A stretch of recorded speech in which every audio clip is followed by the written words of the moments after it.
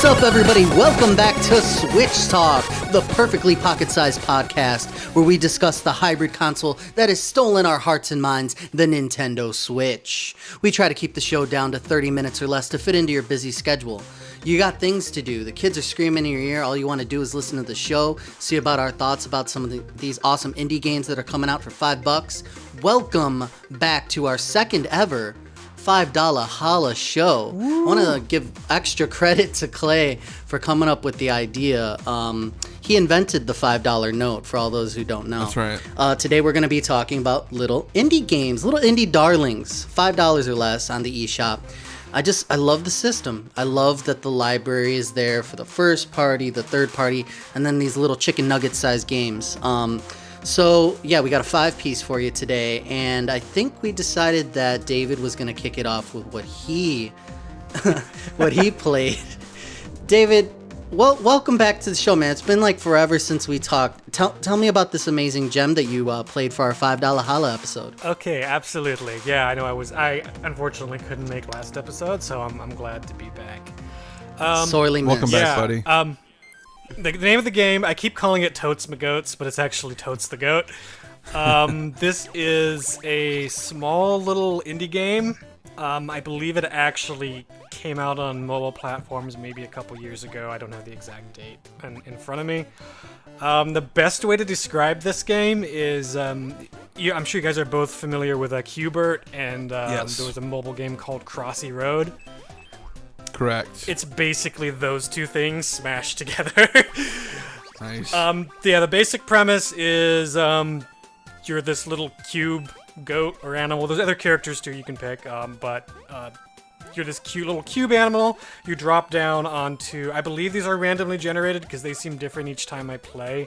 I don't know if, they're either completely randomly generated or the levels just, go randomly. I'm not sure which. But you drop down into a level, they get progressively harder, and basically the goal is to hop from one cube to the other until you change their color from one color to the other. And then once you go onto each stage, avoiding enemies and collecting coins, the level clears and you drop down into the next section of random cubes. And then you keep doing that until you die. And then you have like a high score, and then you can keep doing it over and over again to try to beat your best score. And that's kind of it. Which is, so it's hard to really get really in depth and nitty gritty into a game like this. And I think that is something I wanted to bring up off the bat. Is it is actually quite fun. In the same way that a lot of like these little mobile games are, play for a few minutes, try to beat your high score, like stuff like Crossy Road, Flappy Bird, whatever. It's nice, it's a cool time kill. But this game costs $5, and if you go to the App Store right now on your iPhone, you can get it for free. So it's just something that you probably should be aware of. It's like you're going to really want to have this game on your TV, which is probably not the best place for it, so it's hard to justify that extra price, This is one of Jules' games, right? Correct. It is. Yeah. So I think that he just launched a Kickstarter for the Switch version of the Chicken Wiggle game, which is exciting because a lot of people were able to...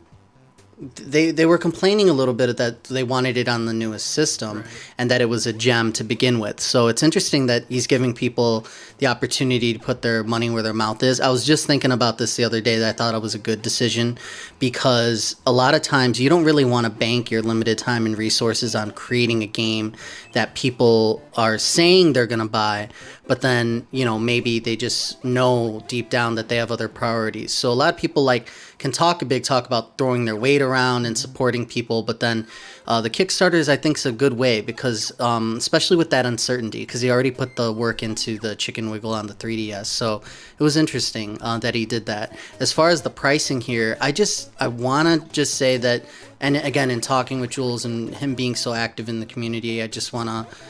I believe I give him the benefit of the doubt in saying, okay, well, probably has something to do with the pricing there, and he's trying to fund future endeavors. Right. So for it being free on mobile, that gets into some weird territory right there. Before I forget, I think the thing that everybody is all of our listeners are probably itching to know why the totes is in there. Like, I understand the goat from your character moving. What's the tote thing about? I in the believe name. That's the name of it. I think it's based off this sort of slang term, totes my goats.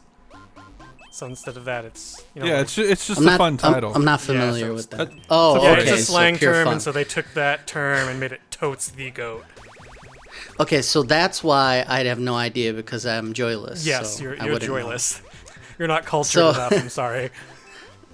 I don't blame you, Dave. It's kind of hard to recommend something that's free somewhere else. Yeah, I mean it's not a bad game, and when you're playing it, it feels really polished. But it feels like a really polished mobile game you're meant to play probably not more than 5 to 10 minutes at a time.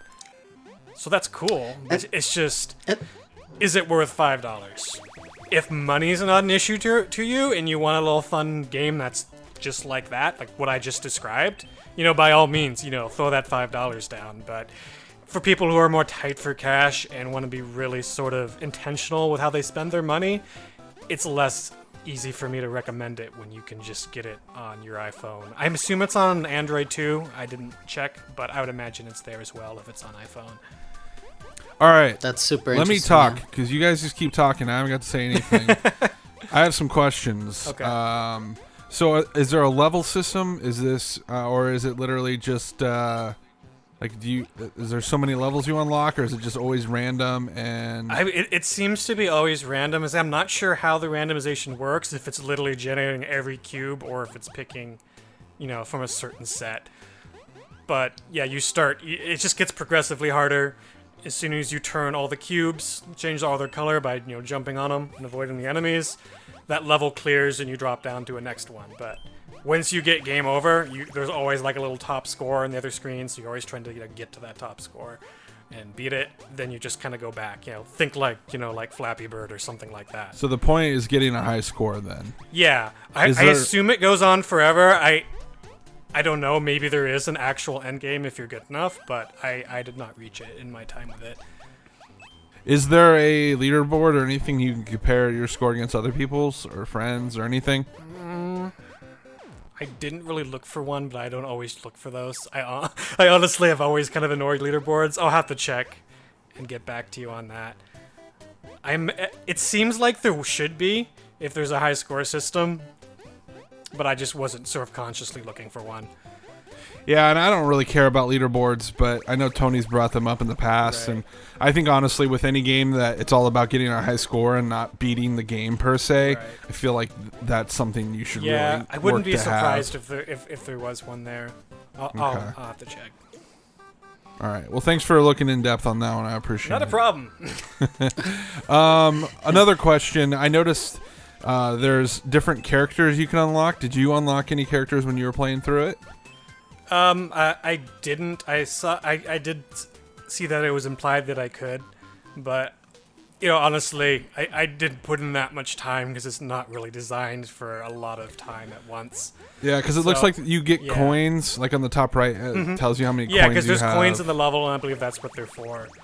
I didn't utilize them that much, but yeah. So that is one thing that seems to carry over from your playthrough is the coins.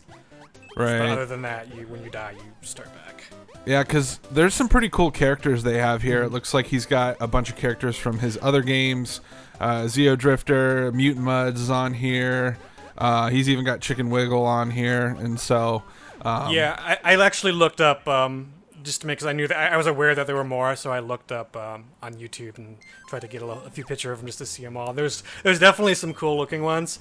So from what I can tell though, it doesn't look like they changed the gameplay at all. They're just cool skins. So yeah. but if you really enjoy the game and you want to jump around to some cool characters, it might give you a little bit more motivation other than just a high score. So there is that.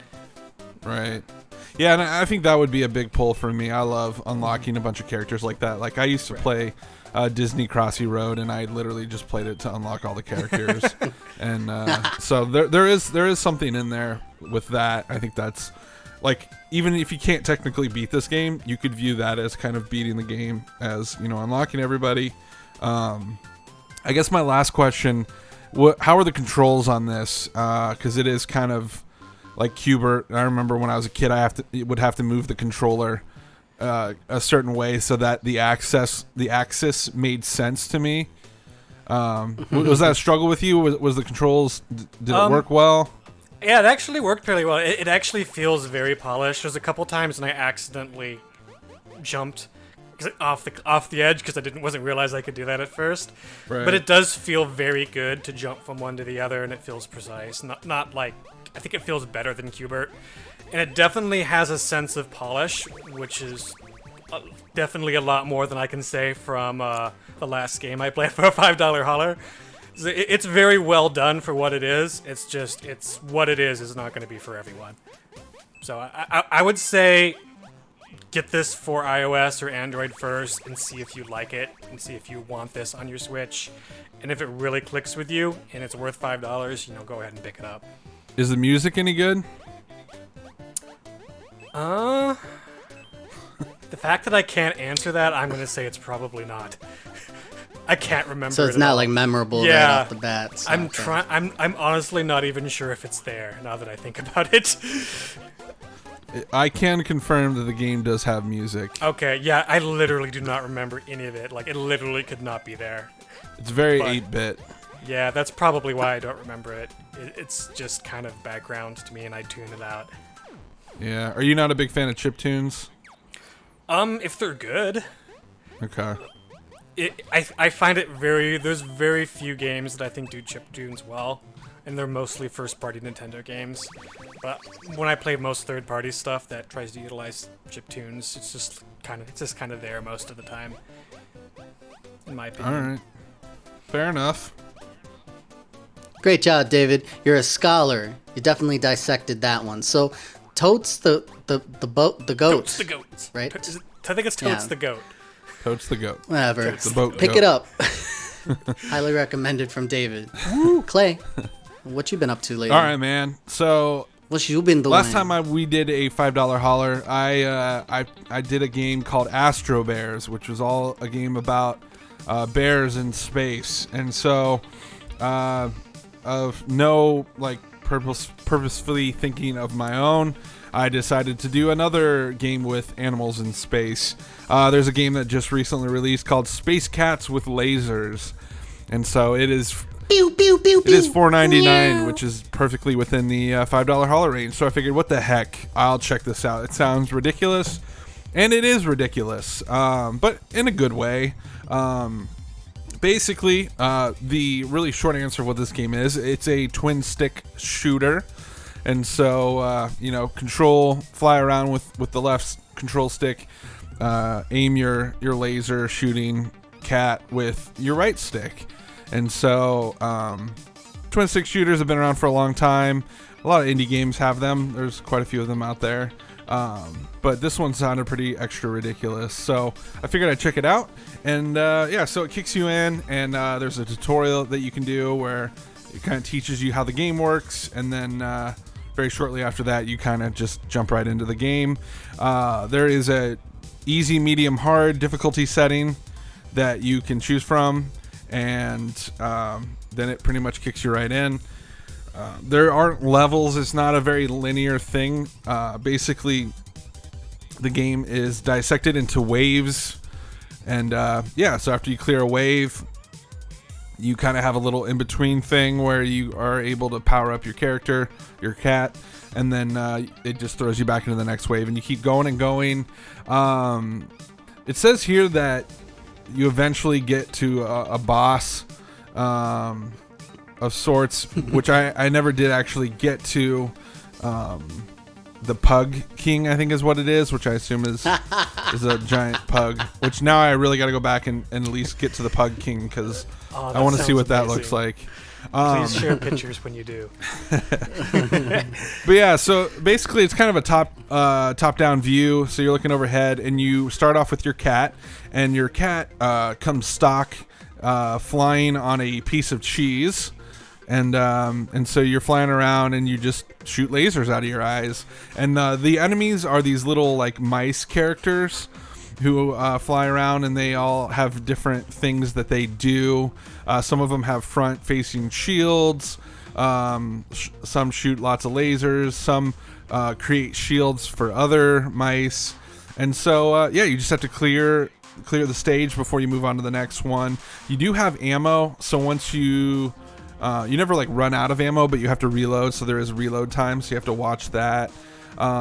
So that's kind of different. A lot of twin stick shooters, usually you just have infinite ammo. In this one, you have to reload, so you have to be conscious of that.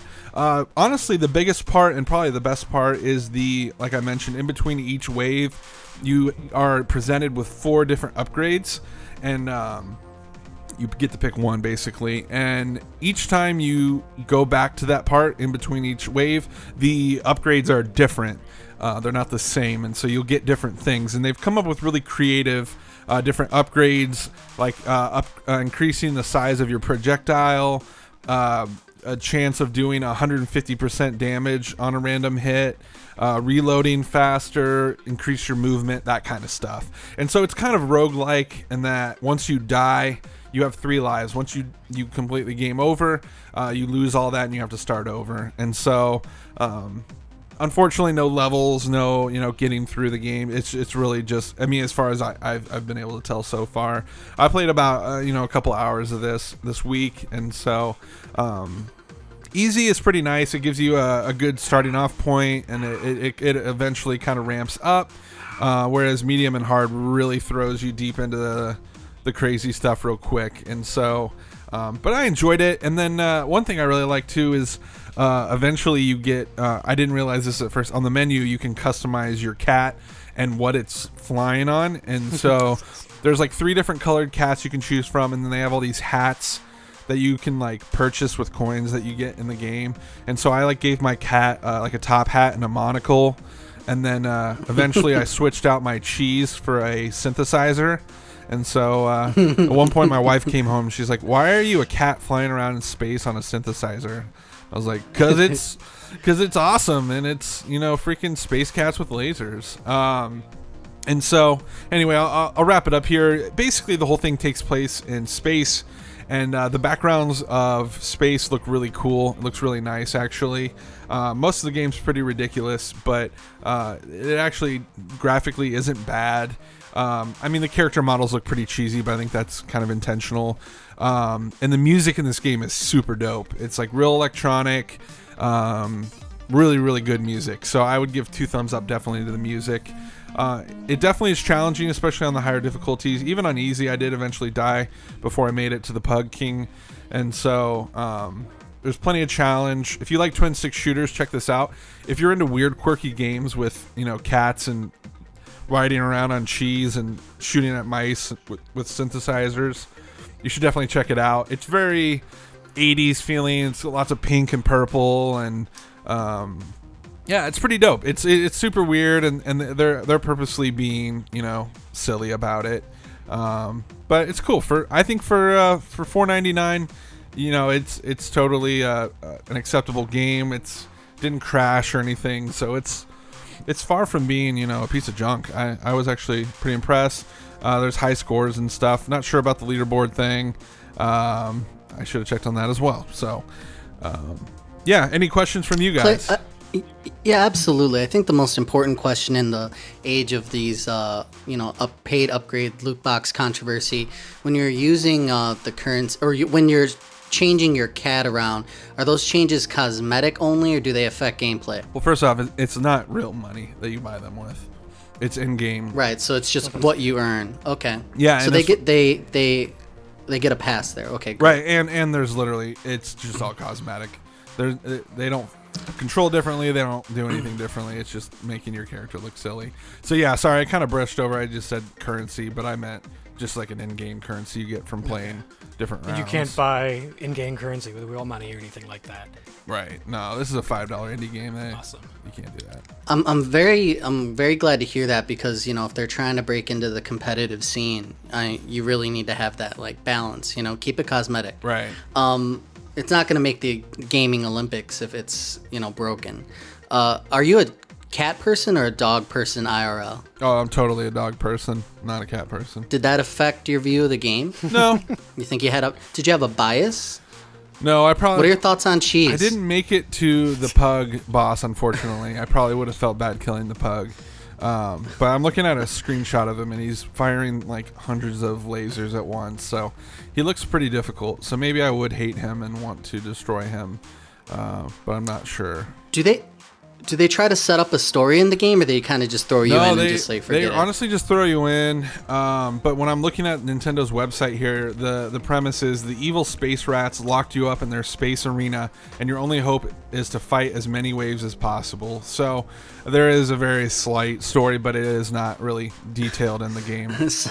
Somebody wrote that at the end, right? Yeah, they really want one, guys. I guess this makes sense. So... yeah, exactly. That sounds good. Does the silliness ever really elevate into humor, or is it just kind of like fun and not like laugh out loud type stuff happening? I think the funniest part is just going through the customization on your cat.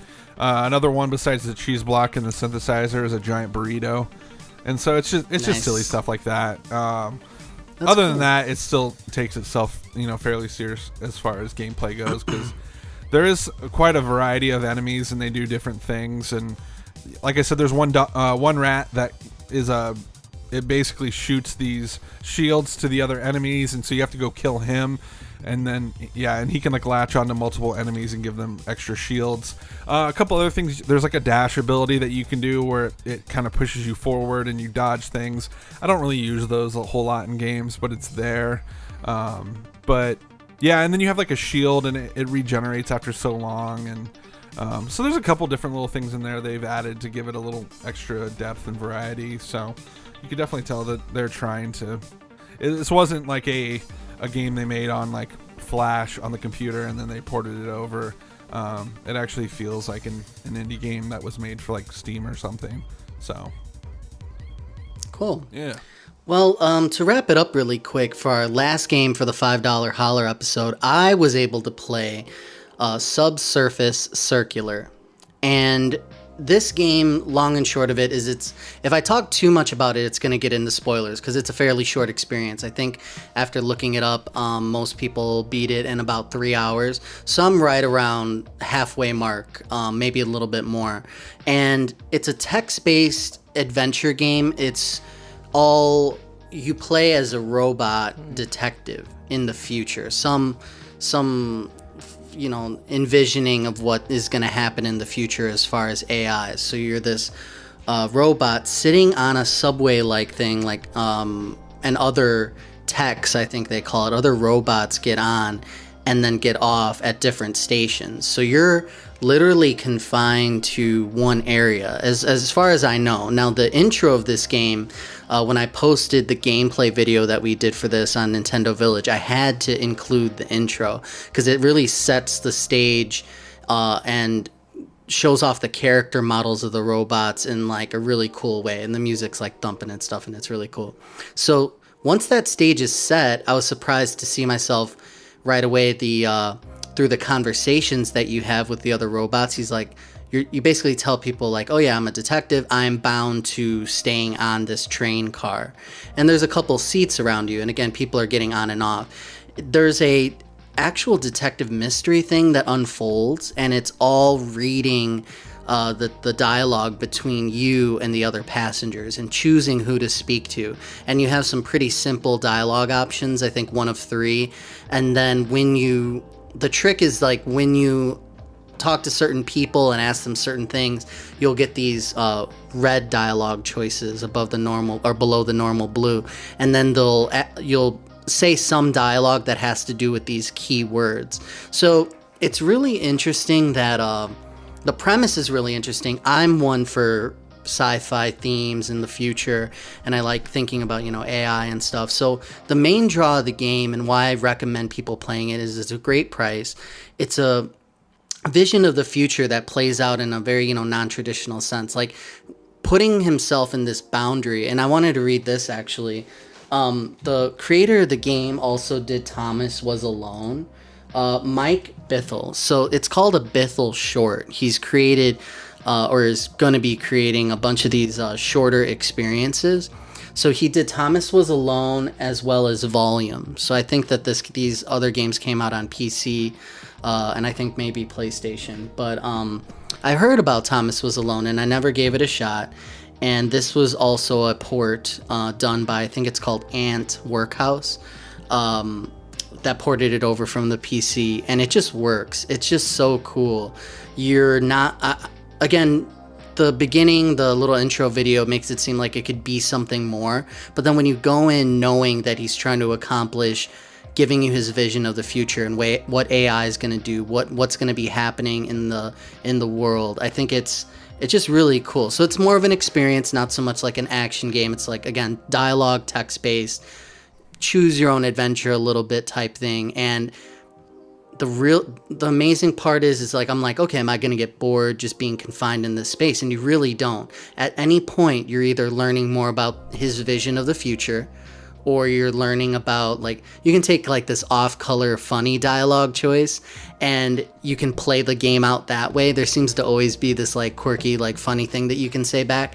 So at first I was playing it straight, but then I'm like, I might as well enjoy myself. So they talk about like weird stuff like religion and politics, and like this murder mystery plays out, and you're talking to other AI that are like babysitters, politicians, like this one robot is literally just an advertising robot, and he's like trying to sell you like some energy cells things, and he's doing it in like a funny way. So that's the game right there. Again, it's a short experience, $5, or it might be $5.99, I'm not sure. And then yeah, I enjoyed my time. I mean, I would definitely recommend people picking it up. What kind of questions do you guys have? I hope you got a chance to at least peek at a video or something of it. Yeah, I'm looking at it right now. Actually, visually, it looks pretty good. Like, I'm kind of impressed with the graphics on it. I think it's pretty cool. The robots are faceless, and they explain why. Like, everything is kind of, they throw you in, and then they slowly peel back the onion, which is great. So there's a reasoning behind that, and you get a lot of expression. Like, these robots feel like people after the dialogue, and they like speak more. It's just very, very interesting. So it looks super fascinating. Sorry, I didn't mean to cut you off, Claire. It's very cool. No, you're good. So does the touchscreen work with this? Because it looks like you're pressing dialogue a lot. No, I didn't actually try it. It's possible, but it really wouldn't make too much of a difference. I was basically using the analog stick up, down, and A. Like, there's not too much going on. Your interface is minimal.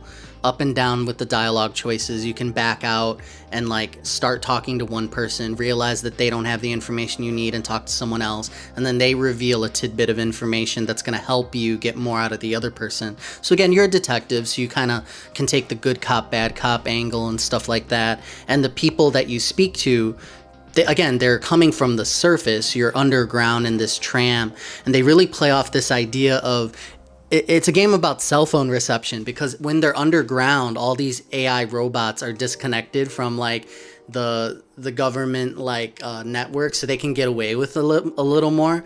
So they play off of that, which is pretty cool. That's really interesting. Nice. Is it all text based? Is that the whole gameplay loop is basically just talking, or do they factor in stuff like items? Because I know some games in that vein will be like, you know, you might be able to pick up things from the ground and show it to different characters to get different dialogue options. Is there anything like that, or? I haven't seen any item things yet or changes of scenery, but they allude to something happening that's very surprising in some of the impressions that I've read.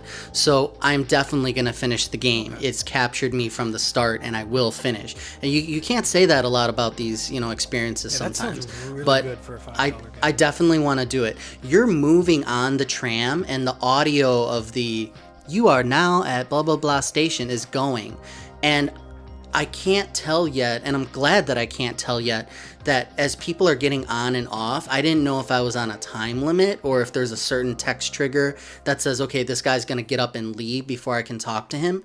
But then more people get on and people get off at each station. So I don't know if it's in real world time. I would doubt it. So it may just be some hidden mechanic where it's triggers, but you're on this tram, and the map button, when you push it, it will show you all the stops around, and it's quite an extensive, like, circular, mainly circular, but a lot of stops on this tram. So it's really cool. Again, there's probably something to that they'll use in an interesting way. I will play Mike Bithel's game, the next one. It's just, he seems like he did a lot with a little, and even in the confines he put on himself. So very good storytelling going on here. Cool. Nice. Awesome. Any other questions about that one? No, I think we're close on time here. So I was very, very impressed, and pick it up, definitely. I mean, it's one of these games you won't regret playing. I would can definitely spend real world currency again.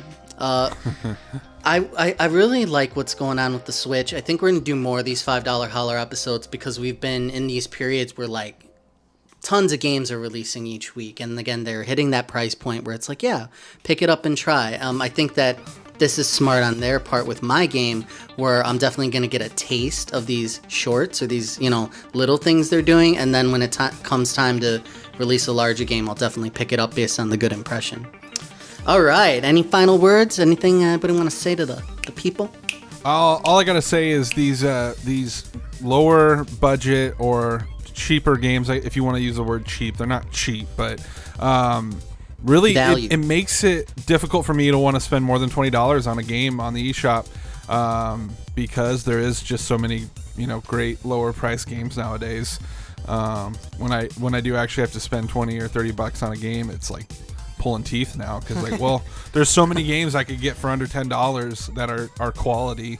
Maybe Dave didn't like his, but I thought Dave was going to have the best game out of the three of us. No, I'm not trying to knock it at all. It was more of, like, the game's fun for what it is. It's not a bad game, but you just got to be aware of what you're getting. So I think it's perfectly fine and very well put together. Okay. We're going to have this conversation so many times as the Switch evolves. So more games, what do they price it at? What do you get with your limited time and money? That's what we're trying to help you with here on Switch Talk. Stay tuned for more $5 Holler episodes, and I'm pretty sure our next episode's going to be great. Kirby Superstar Allies. Woo! Not Superstar. Look out for it. Isn't it Superstar? What is it? Kirby Star Allies. Star Allies. It feels like a super belongs in there. Anyway, thank you for watching Switch Talk, everybody. Thank you for tuning in. Please like, subscribe, and tell a friend. Be like, hey, these guys talk about games. Isn't that unique? No one on YouTube does that except for us. See ya. See ya. Thank you so much for watching. Be sure to subscribe, check out some of our other videos, and visit thenintendovillage.com. Your home for everything Nintendo.